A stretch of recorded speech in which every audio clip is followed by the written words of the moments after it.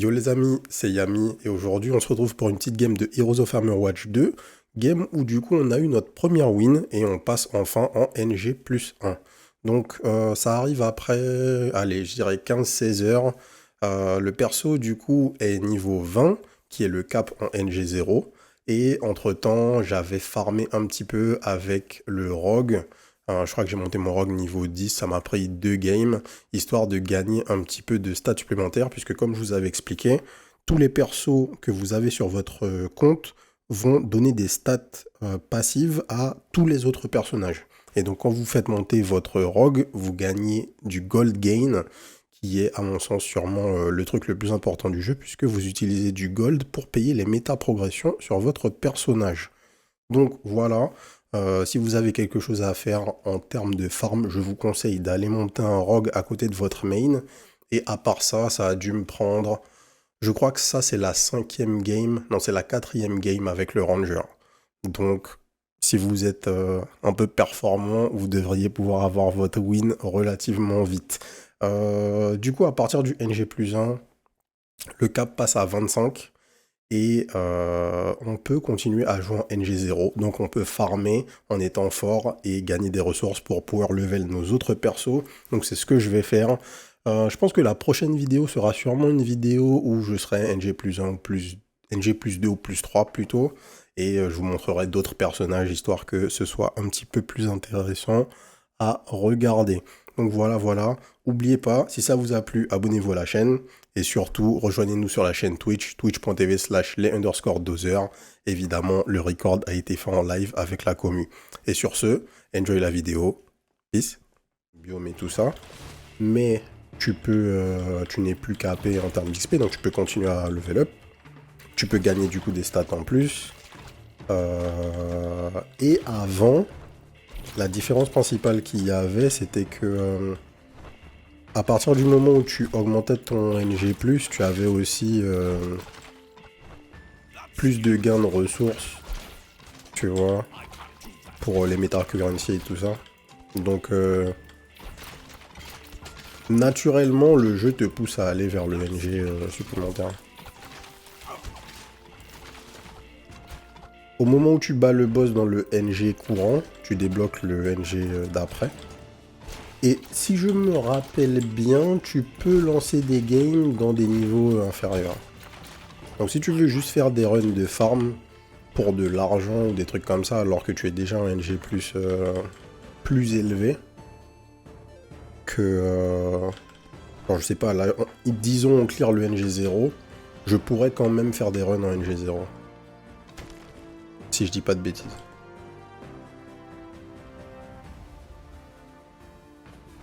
Alors je reviens en arrière parce que je me suis trompé de chemin. La citadelle est là.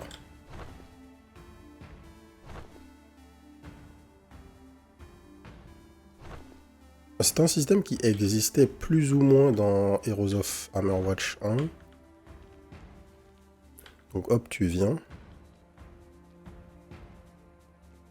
Et ici, tu vas choisir d'allumer un nombre de flambeaux là. Le nombre de flambeaux que tu vas allumer va déterminer la difficulté du fight qu'on va avoir à faire. Si on finit le fight, on va se téléporter en quelque part et on aura du loot. Donc c'est la première fois que je teste, on va tester 2 flammes.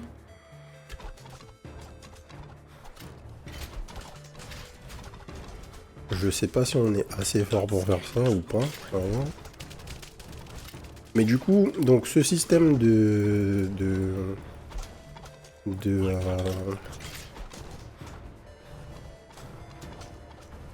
ce système de fast travel, tu l'unlock à partir du moment où tu bats le deuxième boss. Mais quand tu bats le deuxième boss, tu as clairement pas les damages pour réussir à survivre ici en fait. T'as pas de move speed, tu peux pas dodge les mecs. Donc c'est quelque chose qui vient après. Et là, ça a l'air d'aller. Hein. Ok, donc boum, on a un TP. Et on gagne tout ce stuff. 2 upgrades. Et on se TP. Misuse d'améthyste. 2-3 trucs. Weapon damage. les webs et 4 items bleus. Fire Raise, le météore, la discharge, blablabla. On prend le premier niveau de combo Nova. Et les extra damage aux élites. Et donc on se TP où? On se TP au donjon, d'accord. Donc on se TP dans le 3e biome. Je pense, j'imagine, qu'en fonction du nombre comment ça s'appelle? En fonction du nombre de torches que j'aurais allumées, j'aurais eu... Enfin, ça m'aurait téléporté plus ou moins loin, en fait. Crest of Valor...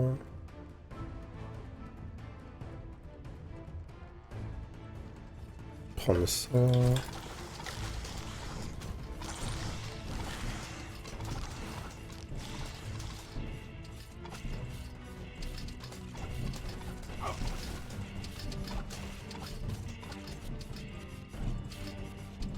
Un truc qui est un petit peu moins bien que dans Hammerwatch 1, enfin que dans Heroes of Hammerwatch 1.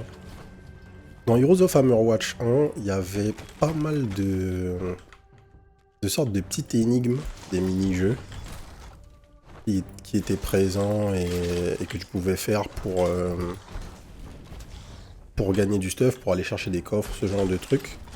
J'ai l'impression qu'on... Enfin, je suis arrivé du coup au last boss 2 fois là pour l'instant. Et j'ai pas vu un seul truc du style. Il y a toujours des pièges. Mais en fait, les pièges sont vachement moins intéressants, je trouve. Parce que... Enfin, je les connais pas encore tous bien. Donc, il doit sûrement y avoir une solution pour les clear systématiquement sans prendre de dégâts. Mais...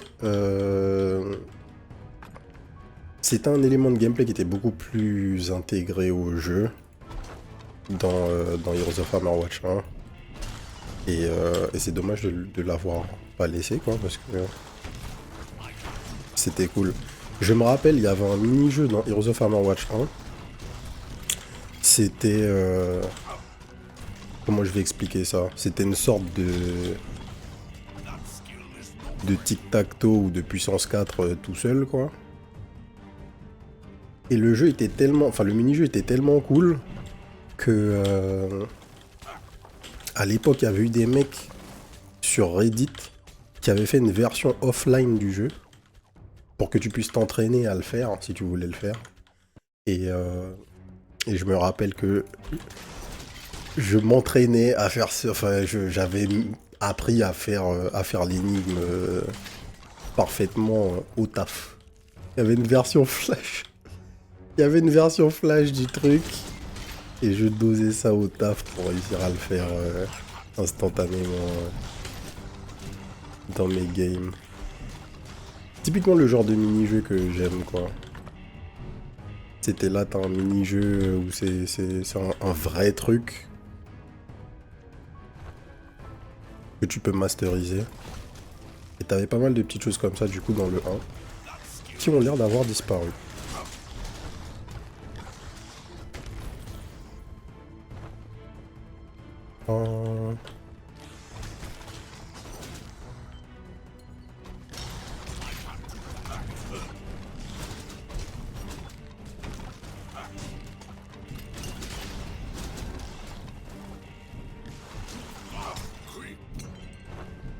Hop.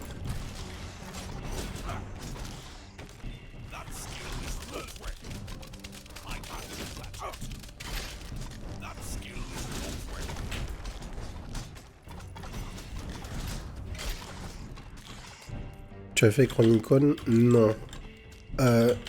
J'ai essayé plusieurs fois de jouer à Chronicon. Et il y a un truc dans le gameplay qui m'allait pas. Dans les jeux comme ça, il y a... Comment ça s'appelle? Il y a un autre action RPG, un petit peu comme Chronicon, qui est assez connu en 2D. Enfin, ça fait vraiment penser à Chronicon. Il y a 1 milliard de saisons qui sont déjà sorties. J'oublie le nom. Mais c'est exactement le même syndrome que Chronicon pour moi. Visuellement, il y a un truc qui me gênait et qui m'a pas donné envie de jouer. Hero Siege. Je crois que c'est Hero Siege. C'est un truc qui fait un petit peu cartoon, tu vois, un petit peu super déformé sur ton personnage, sur l'art style. Et c'est très très grindy. Mais non, ça m'a pas accroché. J'ai joué à presque tout ce qu'il y a en action RPG de dispo sur Steam, je pense.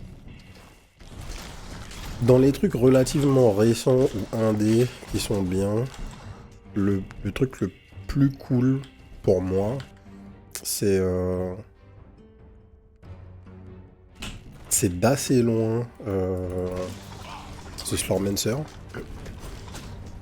Le Slormancer qui va être en 1.0 cette année. A priori dans le premier trimestre d'ailleurs.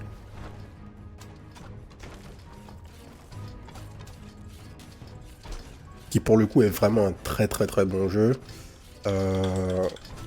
Auquel j'ai beaucoup joué quand il est sorti en Early Access. Et j'ai lâché au fur et à mesure avec les updates parce qu'il n'y en avait pas beaucoup. Et puis les premières updates avaient bien cassé la méta et tout ça. Donc c'était un peu chiant. Mais globalement c'est un jeu avec un système de craft qui est supérieur à beaucoup de systèmes de craft dans d'autres action RPG. Le seul problème du Slormancer, c'est que... En fait, un truc que j'aime pas... J'ai beaucoup apprécié aussi, j'attends juste la 1.0, ouais. Le seul truc que j'aime pas dans The Slormancer, c'est la manière dont tu level up tes skills. En fait, le problème que tu as dans le Slormancer, c'est que l'idée de base, elle est cool. Et en fait, je trouve vraiment pas drôle de devoir faire 1 milliard de fois un spell pour le level up. Je trouve que ça a absolument aucun sens en fait. Avec un peu de recul, c'est...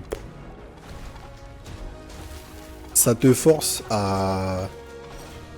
En fait, tu peux pas farmer sans faire un spell en particulier. Et ça fait que du coup, tu es obligé de... tu es obligé de jouer un build nul pendant 1000 heures dès que tu veux refaire un truc. Ça, c'est un peu dommage. C'est un aspect du grind dans le jeu que je n'aime pas. Bon, alors, normalement, à partir de ce biome, il faut qu'on commence à jouer, parce que sinon les ennemis nous tuent. En tout cas, faut qu'on fasse gaffe. On peut vraiment pas trop faire les fous ici. En tout cas, j'ai pas encore assez de stats pour me permettre de faire le fou ici. C'est une zone niveau quoi? Niveau 15.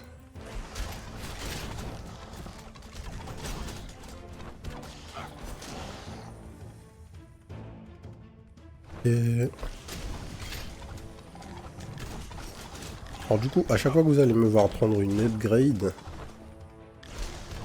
malheureusement pour l'instant dans le jeu, l'upgrade du combo, c'est de très loin la meilleure upgrade, peu importe le perso que tu joues.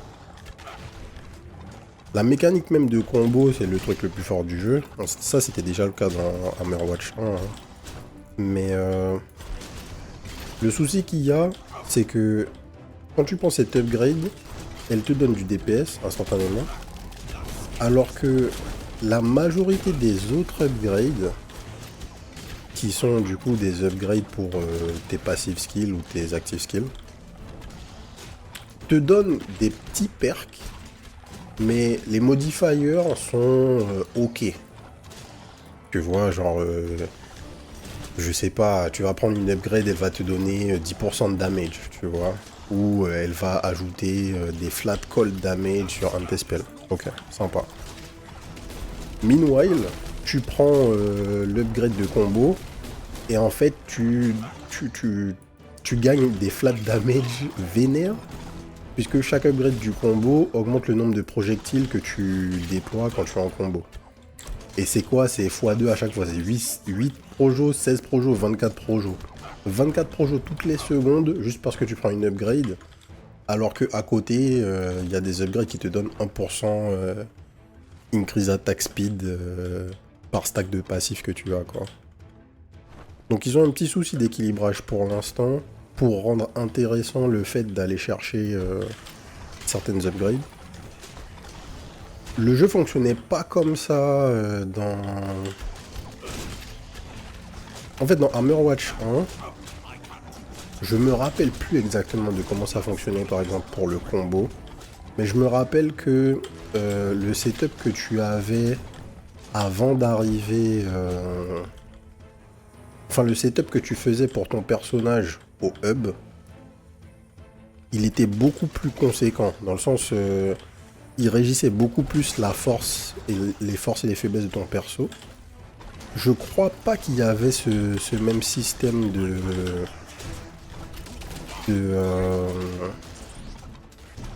d'upgrade à récupérer au sein de la run. Je veux pas dire de bêtises. Mais du coup, le fait d'avoir ce système, comme tous les jeux où il y a des upgrades, ça fait qu'on voit beaucoup plus les différences entre les bonnes upgrades et les mauvaises.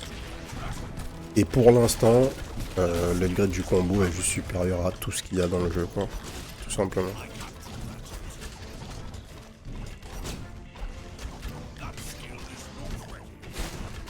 Parce que clairement, pouvoir être là et envoyer des dizaines de projos dans toutes les directions, c'est bien plus fort que gagner des pourcentages de move speed sur votre passif.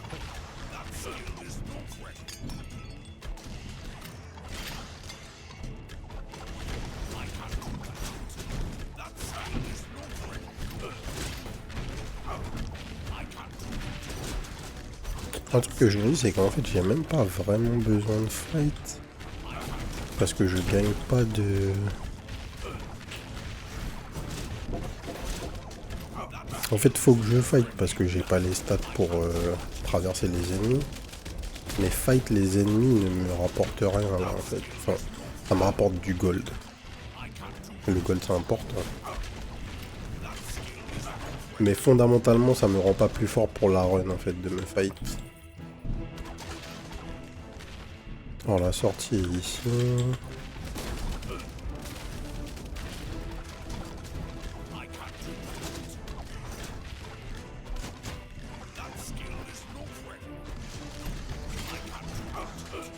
Mais là clairement le jeu, une fois que tu as farmé un petit peu, le jeu ressemble vraiment à un action RPG à part entière. En comparaison à la run qu'on faisait juste avant avec un warrior level 5 là.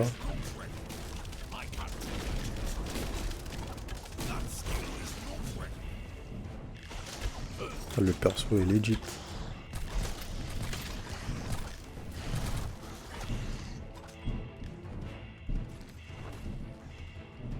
Du coup c'est bon, on a full clear. Ouais.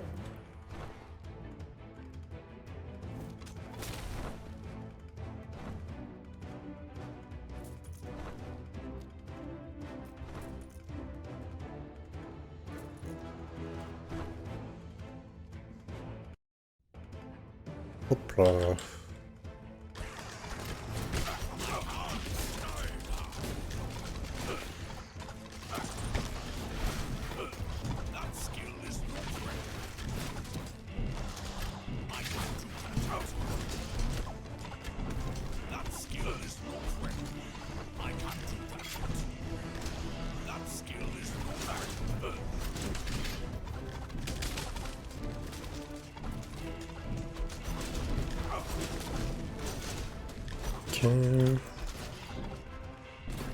Un shop.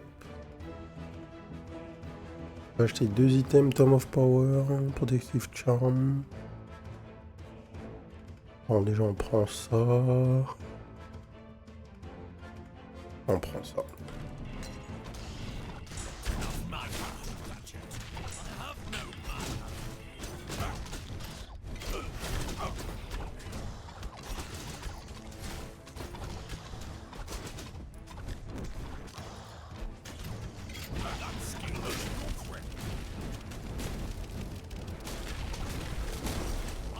Est-ce qu'il y a un jeu où Reign of Arrows est pas fort? PoE2. PoE2. Reign of Arrows est pas un PoE2.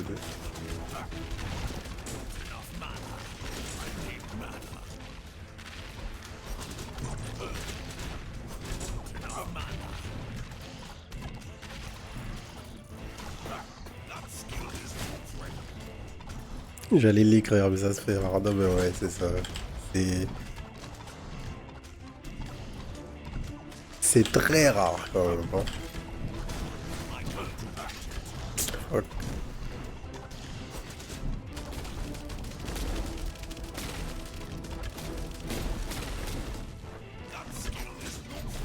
Tiens, mais d'ailleurs, donc bon, évidemment, vous verrez pas de vidéo sur la chaîne, ni sur la chaîne PoE de Yami qui joue à la saison 7 de Diablo 4, hein, faut pas déconner. Par contre, je suis très curieux de voir la prochaine saison de Last Epoch.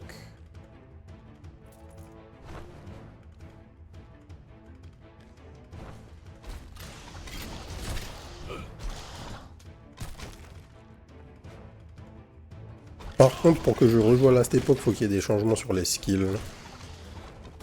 Et sur d'autres trucs, quoi. Pas juste du contenu.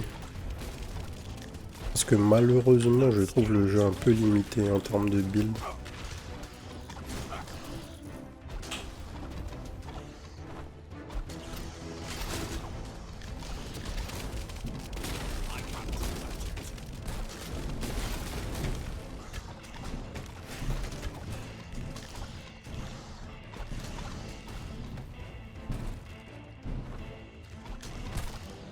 Ok.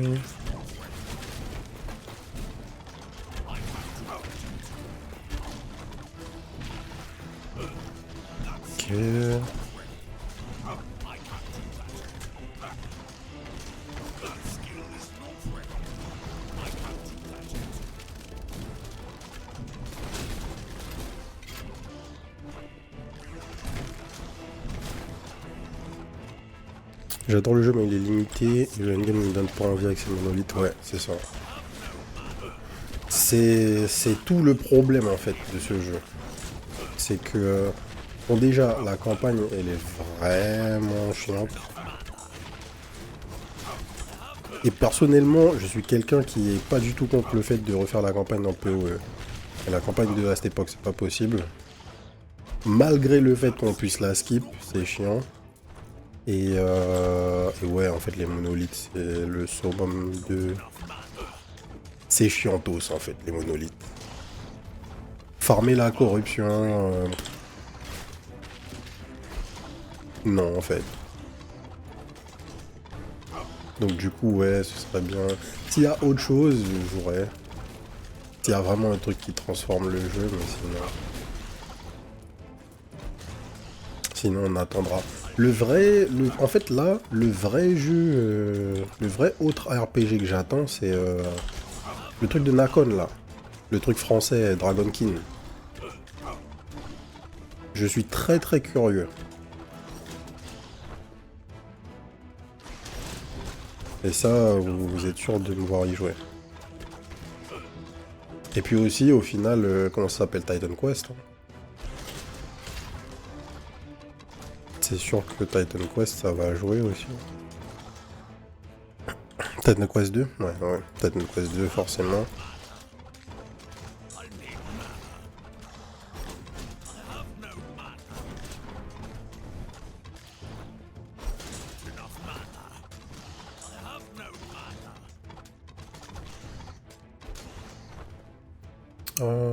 Alors à gauche, il y a une upgrade. À droite, on y est allé. On a toutes nos stacks de popo, donc il n'y a pas besoin de forcer. Increase skill speed with bow skills. Reduce mana cost. Increase health regen. Il était bon jouer au premier, ok. Moi j'ai absolument pas joué à Titan Quest 1. Non, jamais. Mais le concept a l'air vraiment bien. Le fait d'avoir des dual class et d'aller chercher ce que tu veux, j'aime beaucoup. Au final, c'est assez proche de ce que tu peux faire dans Grim Dawn, en fait. Puisque c'est un peu ça, le délire.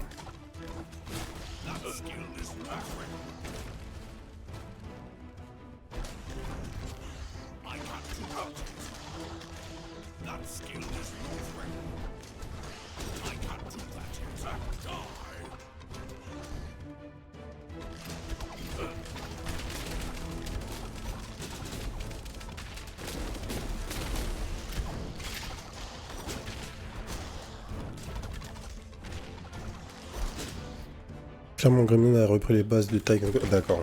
Ouais, je capte. Grim Dawn, j'ai joué. J'entends un autre genre, Fab, Project Expedition 33, j'ai remake de Suikoden. Oh putain. Ah, tu vas trouver des amis sur cette chaîne. Alors. Ah, ça me fume. Mibou est pas là. Donc, il y a deux frérots, Mibou et Azu, avec qui bon, je me suis engagé à faire Suikoden, le remake de Suikoden 1 et 2 HD là, sur la chaîne. Donc je ferai ça on stream. Disons que c'est des anciens du studio qui bossaient dessus. Ouais, je crois bien.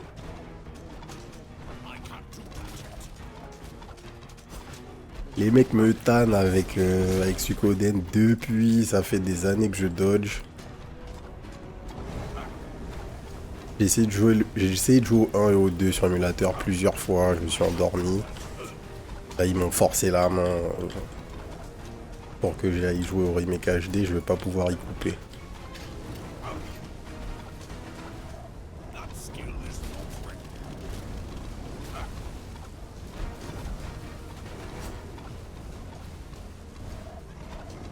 Je suivrai avec plaisir, let's go.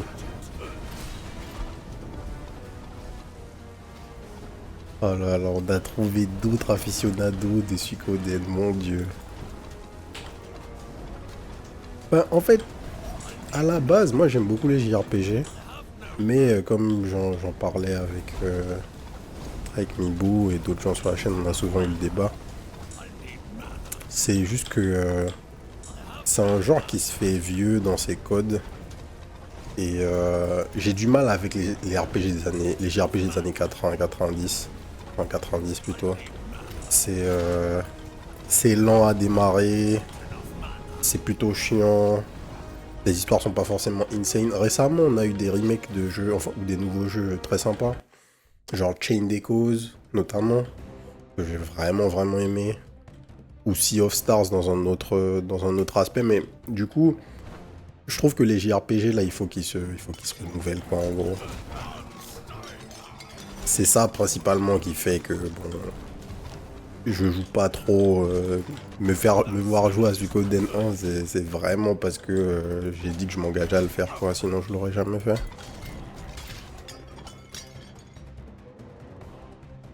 J'ai pas pu jouer au premier, il était en Japon en anglais à une époque où je n'ai plus à l'anglais, yes. J'ai un joueur depuis la PS1 avec F7 Vandal Art, alors je suis biaisé dans mon avis. Ben, après, moi je suis un peu plus jeune, donc sur ma PS1, j'ai pas joué à des RPG à l'époque où ils sortaient. Mais j'ai fait ma culture RPG sur le tard, tu vois. J'ai joué. Je pense que FF7 c'est clairement un de mes jeux préférés, ever. Sans être un fan absolu, tu vois, mais j'aime beaucoup FF7. Alors que c'est un jeu que j'ai fait, je sais pas, en 2011, un truc comme ça. Donc, ouais, les qualités des JRPG, il y en a plein que j'aime bien. Chrono Trigger, c'est sûrement pareil, un de mes jeux préférés. La saga Dragon Quest 3 à 5, c'est ceux-là clairement mes JRPG préférés. Mais malgré tout, je trouve que ce sont des jeux qui vieillissent assez mal.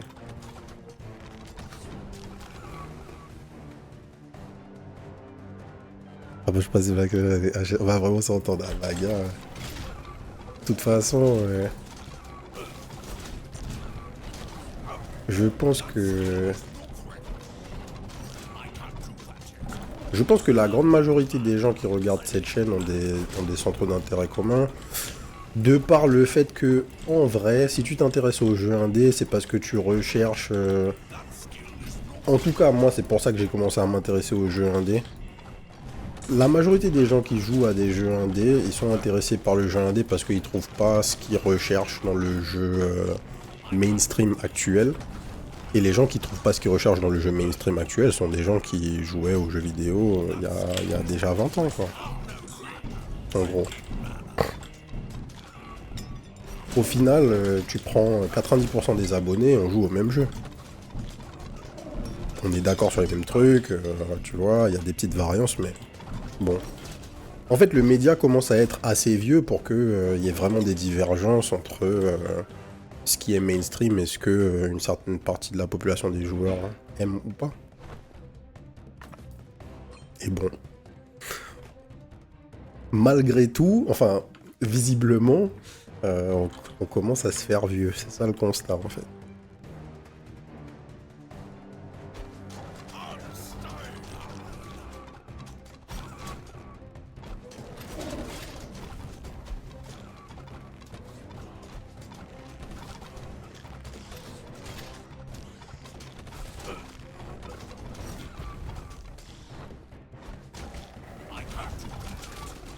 Enfin, pas moi, hein, a priori, mais bon. Ah bah moi j'assume, je suis, ouais.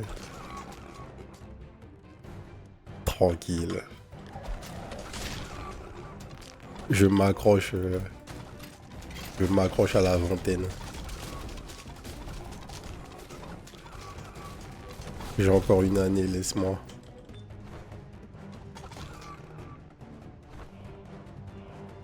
Mais du coup, d'ailleurs, pour ça, pour la réflexion autour du JV de manière plus générale, c'est un truc... C'est un peu un spoil pour les gens qui regardent cette vidéo. Un spoil. Une semi-annonce. Ça fait un moment que je parle du fait de vouloir faire un truc où on discute un peu de l'actu, puisque c'est déjà quelque chose qu'on fait sur la chaîne tous les jours. Généralement, au début du stream, on regarde les news et tout ça.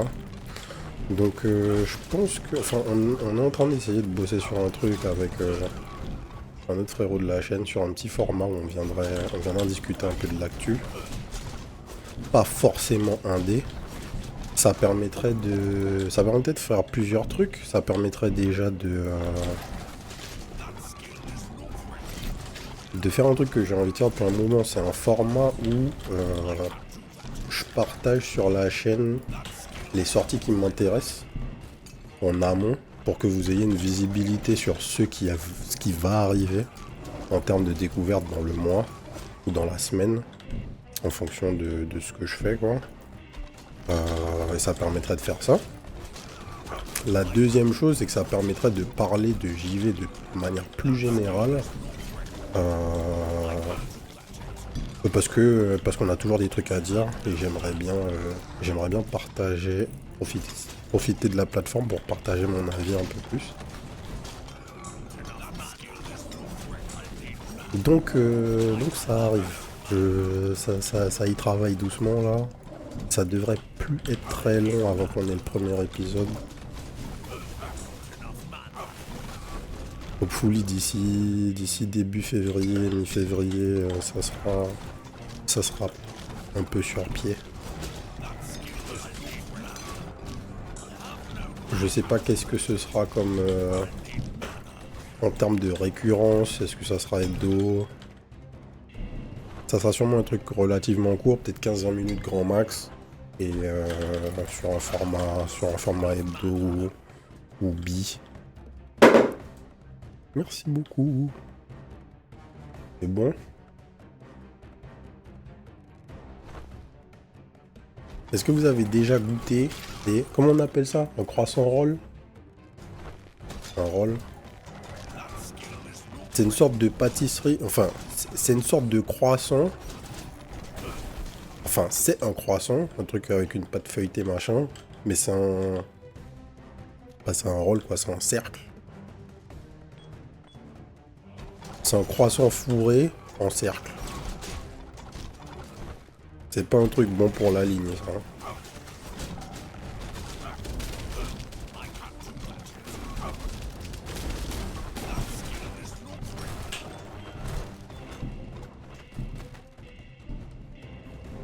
C'est Stolia qui m'a amené ça, je vais vous montrer. Ça a l'air craqué. Hein.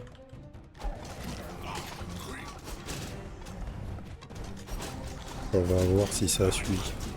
J'en avais mangé un, genre dans un... En fait, à un moment... Je sais pas, il y a... L'année dernière, c'était la hype, parce que c'était un truc... les Canaries avaient commencé à faire ça. Et du coup, les Français ont commencé à ramener ça. Et The fuck. Et j'en avais mangé dans une boulangerie. Mais maintenant, carrément, Picard en fait.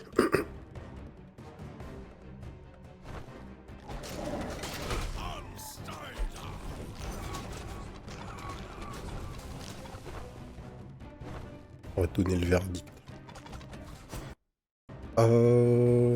Du coup, Quartz level 2. Let's go.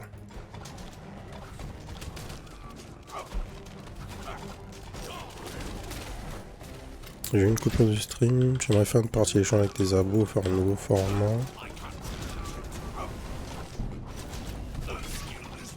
Ah, à quel moment ça a coupé? Au moment où je commençais à parler du fait de faire un format... En fait, je disais que... j'étais en train de réfléchir avec un frérot de la chaîne sur le fait de faire un format où on parle un peu de l'actu JV de manière plus générale et pas que 1D. Et que ça va arriver relativement soon.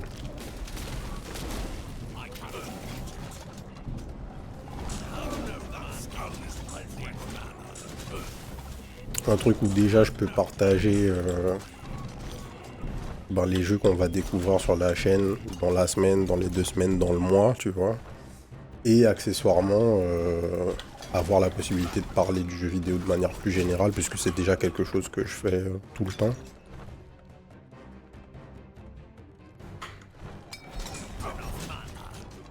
Et que même si on joue majoritairement à des jeux indés, en vrai on s'intéresse à absolument tout ce qui sort et on joue à tout ce qu'il y a à jouer, quoi. Bien que ce soit pas mon cœur de métier, typiquement hier on parlait de GTA 6. Tu vois, bon, je suis pas un joueur de GTA, je m'en fous un peu de GTA, mais en fait on aime le média. Donc GTA 6 sort, on joue, quoi.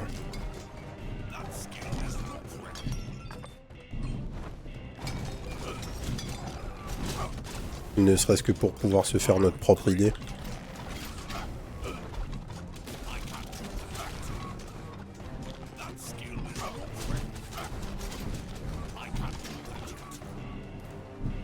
Et des colliers. Je pense que ça devrait plaire aux gens sur la chaîne. En fait, le truc qu'il y a, c'est à la base... Enfin, à la base, l'idée... cette chaîne, elle avait pas été faite dans l'idée de devenir des content creators. C'est ce qui est marrant. C'est un peu arrivé...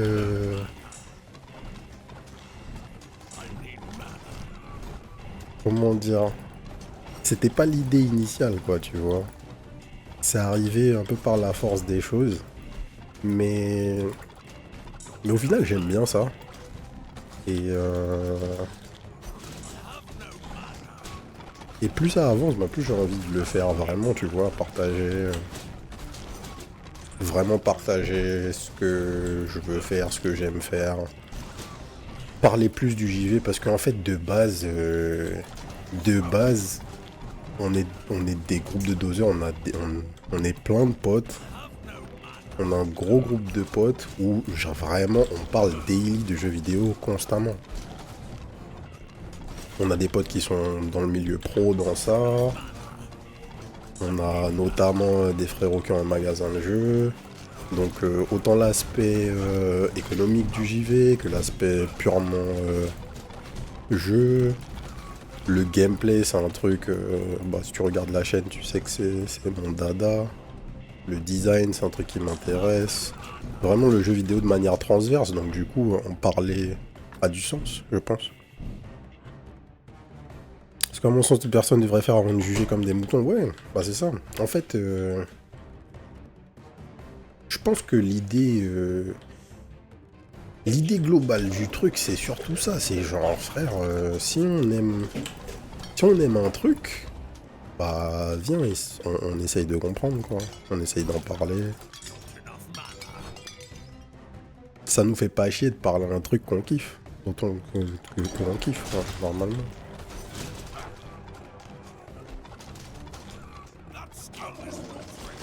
Puis après, le JV, il y a l'aspect des formations professionnelles. Taran et moi, on est ingé dans la vraie vie, du coup, on est un peu... On aime bien se casser la tête, sûrement.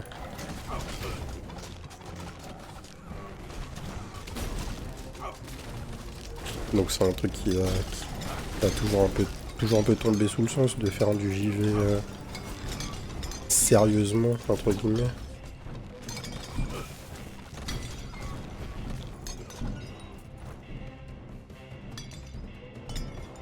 Et quelle région? Non, pas du tout gênant. Je suis de Toulouse.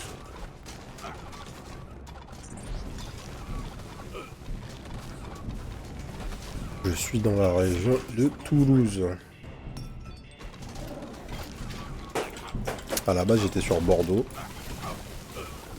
Et je suis sur Toulouse depuis quelques années, depuis après le Covid.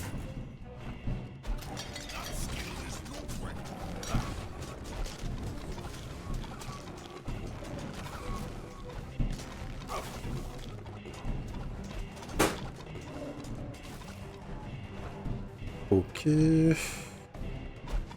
Alors, faut vraiment pas faire le fou hein, dans cette zone.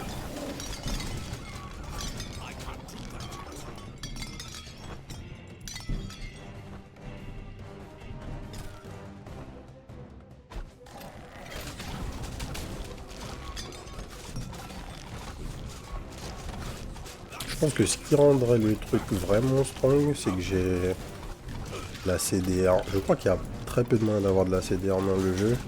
Mais c'est clairement ça qui serait le facteur qui rendrait mon personnage beaucoup plus fort.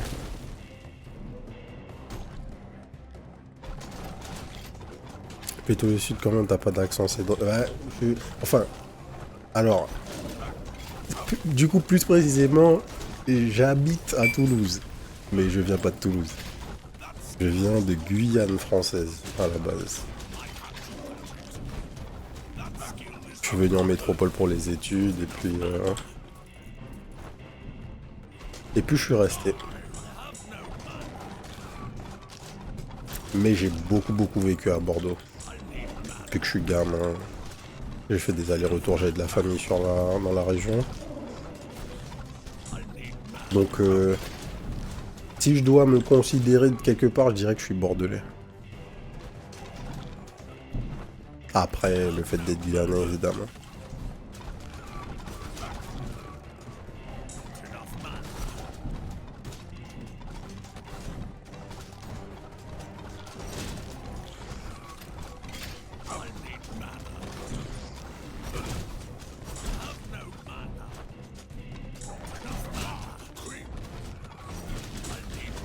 Euh,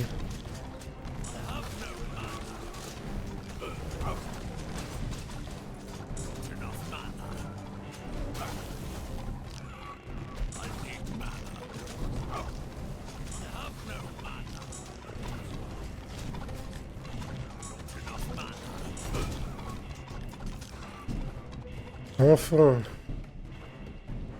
Faut qu'on aille prendre ça, là, cet upgrade.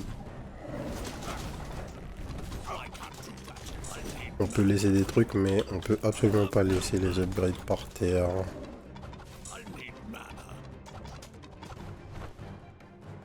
Let's go. Samson Bow Skill Speed, ou 200% Lightning Damage. Alors, est-ce que cet arc il est mieux que celui qu'on a? Très légèrement, hein. 15% de chance d'infliger vulnerability.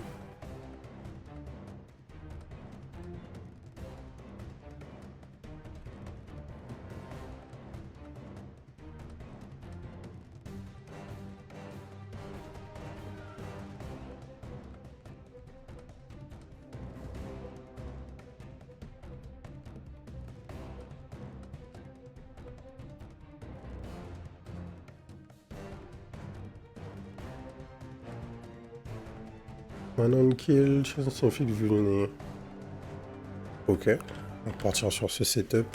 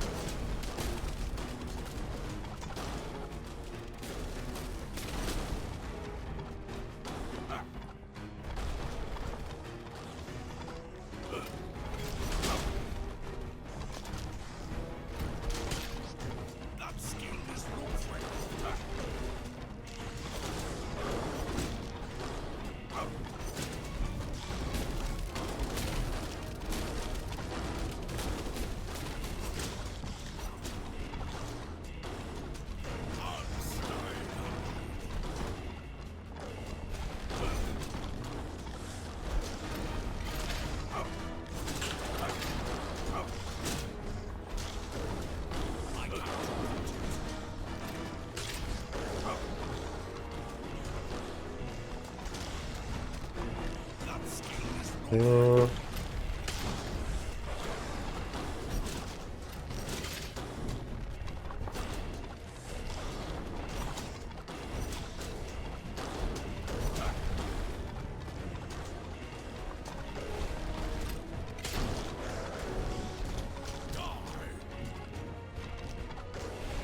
On a des vrais dégâts là hein, quand même. On va s'écarter un petit peu du bord.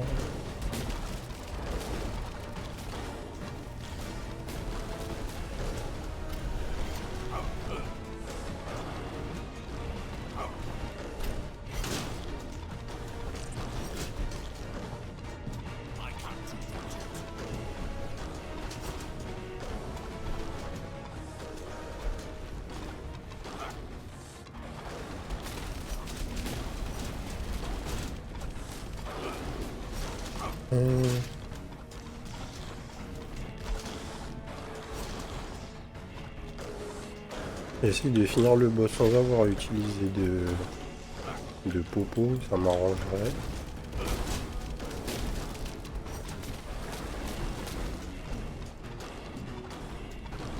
Ça m'arrangerait beaucoup.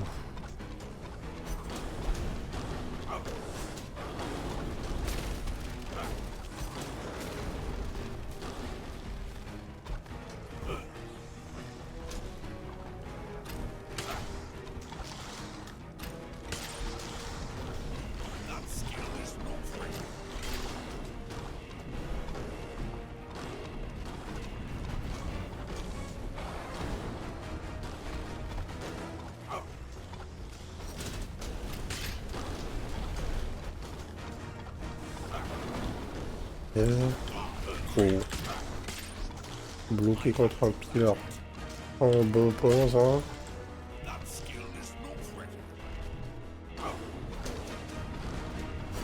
Ok.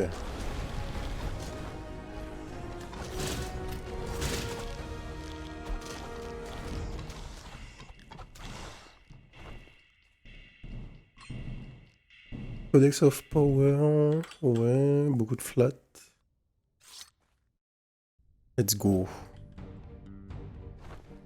Alors, dernier biome.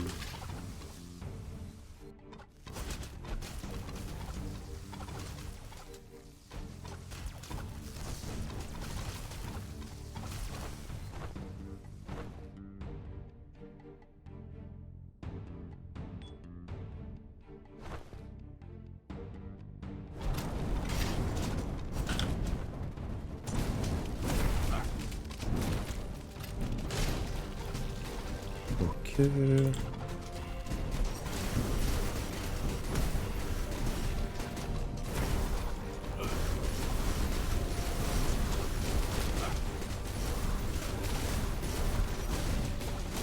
Des couloirs remplis de projos. What could go wrong?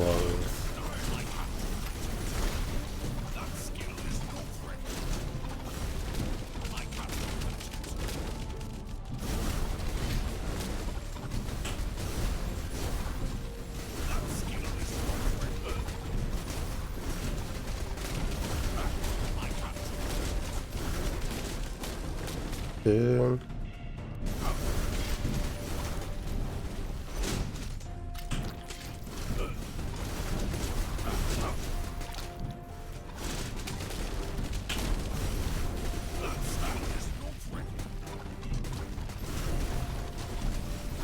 En tout cas, le truc que vous aurez compris en regardant cette vidéo, ou cette run, c'est que un des enjeux principaux dans le jeu, c'est faire level up notre résistance et faire level up notre régène. Parce qu'en fait, quand t'es dans la phase où tu grindes dans le jeu, juste t'as ni régène ni def. Je me rappelle la première fois que j'arrive dans le biome, là, les quartz, avec les espèces de chevaliers, les mages, tout ça là, avant le boss des cavaliers de l'apocalypse. Juste en fait tu viens et le premier mage que tu vois, il te OS en fait. Parce qu'en fait t'as pas de résistance. Donc en ça le jeu est quand même très basé sur les méta-progressions. Mais et c'est ce qui est paradoxal hein, au final avec les méta-progressions. Parce qu'on en parle beaucoup sur cette chaîne à chaque fois. Mais il y a toujours des exceptions qui font que, en vrai, les méta-progressions, ça peut être intégré dans un loop de gameplay où t'es pas frustré par le fait de farmer. Et Hammerwatch, c'est l'exemple. C'est l'exemple parfait pour ça. Je pense que si le loop de gameplay c'était n'importe quoi d'autre, je ne jouerai jamais à Hammerwatch. Mais juste là, je joue un action RPG, et si je jouais à Diablo, en fait, ça aurait été exactement le même feeling. Donc ça passe. Tout simplement.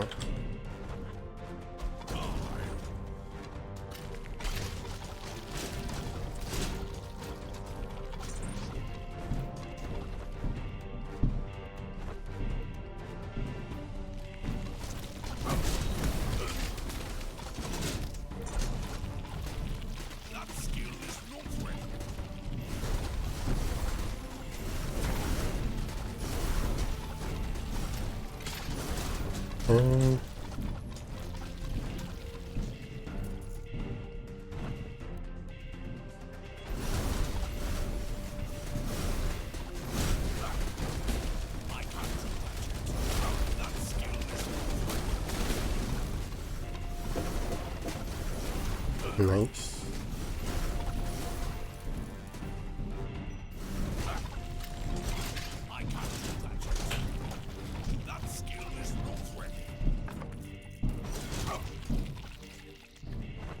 C'est de la popo ça.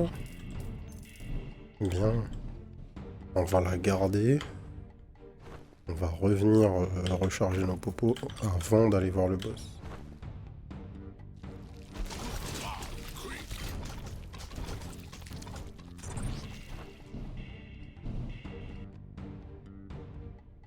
Buff, increase bow, skill speed, let's go. Match dans 25 minutes, yes. Une raison, on ira voir ça.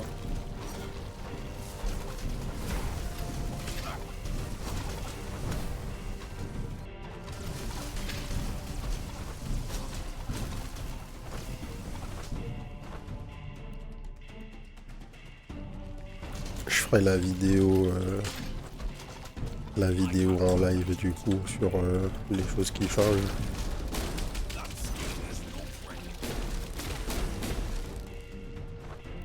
Ok. Donc on est arrivé au boss. On va récupérer nos popos. On va faire ce fight. On a 4 potions, on a des dégâts, on a un build correct. Il faut juste qu'on prenne pas de dégâts pour rien, tout simplement. Ce qui est pas le plus facile dans ce boss fight.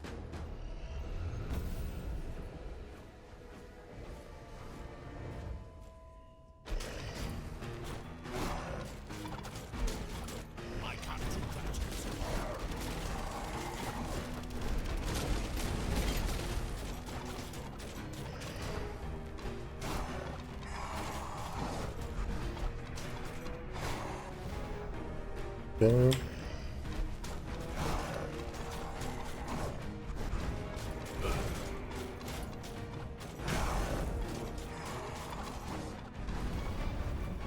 P1 donne. Boss de fin de New Game, ouais, a priori. C'est le boss le plus avancé que j'ai vu. Donc s'il y a un boss après lui, bah, je sais pas. Mais je crois bien que c'est le boss de fin de New Game.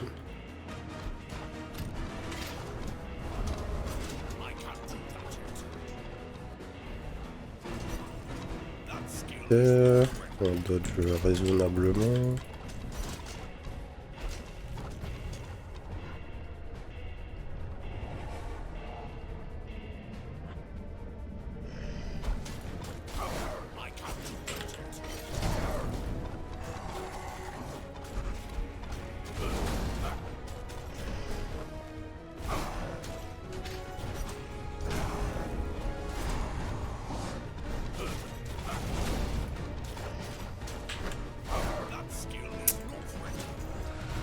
Il nous désarme en fait.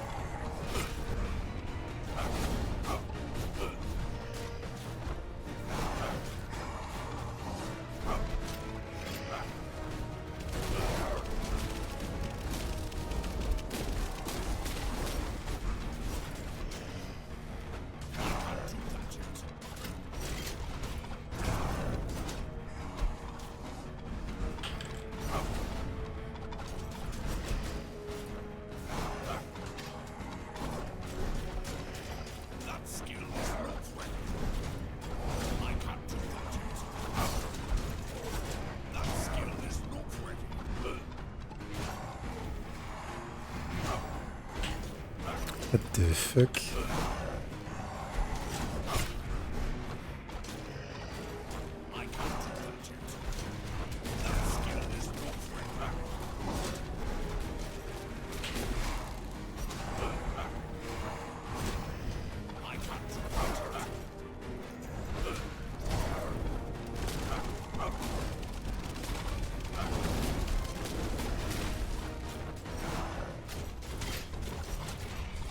Ok. Pouf. Arme niveau 22. Boum, boum, boum. First win. Du coup, on ramène absolument tout notre gold. Tous les trinkets, tous les trucs. On n'a pas de malus. Bon, bah nickel. Congratulations, you defeated the Avatar of Shadows. This has unlocked NG+1 for this character and increased the level cap by 5. New Game Plus represents a higher difficulty with greater rewards. The level of NG Plus can be chosen in the mission loadout. Donc c'est bien ça. Du coup, allons voir rapidos. On va faire les upgrades. Nouveau Guild Hall. Ah ouais, toujours plus d'upgrades. Ouais. Ça c'est le début des. C'est ça Hammerwatch en fait. C'est l'évolution infinie. Improve prices of wood, ça c'est important. Extra drink pour les runs, c'est bien aussi. Et ouais, on est pas mal. On est pas mal. On va se stopper là pour cette vidéo. Et ouais. Franchement, du coup, on est quoi là? On est à... On a combien d'heures de jeu pour la première game? On est à 20 heures à peu près. Je pense que je suis resté peut-être 3 heures idle à un moment, 3-4 heures, donc on est à 15-16 heures. Il a fallu qu'on fasse quoi pour avoir cette première win? J'ai joué 3 persos.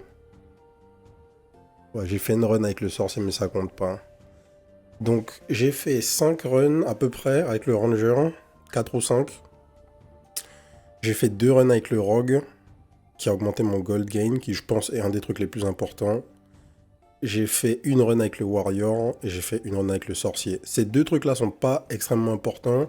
Je pense que jouer le ranger en premier, c'est méga important.